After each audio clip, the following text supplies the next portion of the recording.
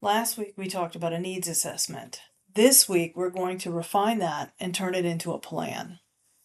Effective grant writing begins with thoughtful planning that ensures long-term program sustainability and meaningful community engagement. When funders give you the money, they want to be sure that once they've gone away and their money goes away, that the program that you've implemented will be sustained based on your own budget, and you will continue to make meaningful community impact. So, in order to plan for sustainability, you need to build support from your community stakeholders. You need to develop funding diversity. You need to design programs that have long term viability. And you need to integrate the budget for the new program within the institutional operations of your existing organization. You need to get in community involvement. And so, the best way to do that is when you're planning the project, get community members engaged. You need to incorporate the feedback from the community so that the program that you've implemented is relevant and responsive to their needs. And you want to foster a sense of ownership and accountability. So when you collaborate with other organizations, you need to identify your potential partners early. So if you're going to work with a smaller agency, you would get a letter of support or an MOU, which is a memorandum of understanding. That is a legal document that says they will work with you on this project. In my experience, it's been with school districts for the most part, or community colleges that work with four-year university. In that MOU, you want to clearly define the roles and responsibilities of each institution, and you want to promote synergy and resource sharing. So if they're collecting data, they need to be able to share that with you and vice versa. And you want to build trust through transparency. So when you're getting ready to write the actual program proposal, you want to have a good plan. So planning is key and preparation is key to successful proposals. So before writing, set clear internal processes, timelines, and frameworks. I have never once in my life written a grant proposal by myself. It is usually with a grant team. And in order to do that, everyone has a part.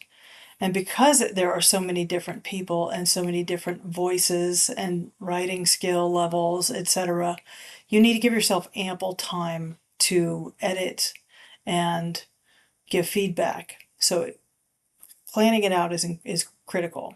You want to assemble your team early. You want to assign responsibilities with hard and fast deadlines. You want to kick people off who aren't meeting the deadlines and replace them early. It's always been kind of a hair on fire type process.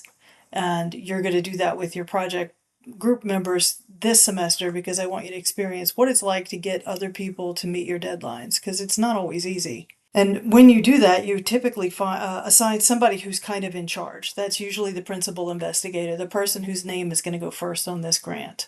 They're usually driving the bus and sending out reminders and work group meetings, etc.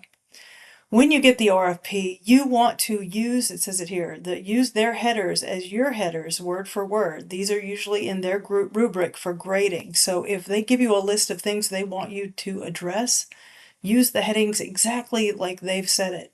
And that way, when the grader is reading your grant, they can find the information quite quickly. Make a plan for your data collection and for your analysis. You want to schedule to meet the deadline, so you create a backwards timeline from the due date. Include time for reviews and approvals.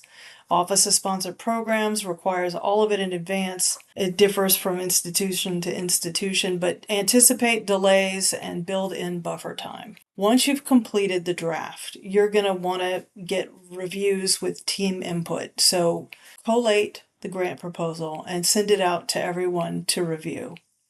Use a checklist aligned to the RFP criteria, so create your own rubric so that you are looking for the same thing.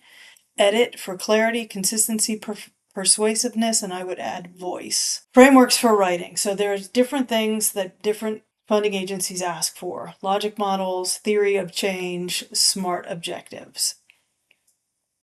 SMART objectives means specific, measurable, achievable, relevant, and time-bound. These support clarity, evaluation, and funder alignment. Many funders use common templates. Everything that I'm going to ask you to do this semester will be found in most grant application or requests for applications. Know and adapt to differences in format.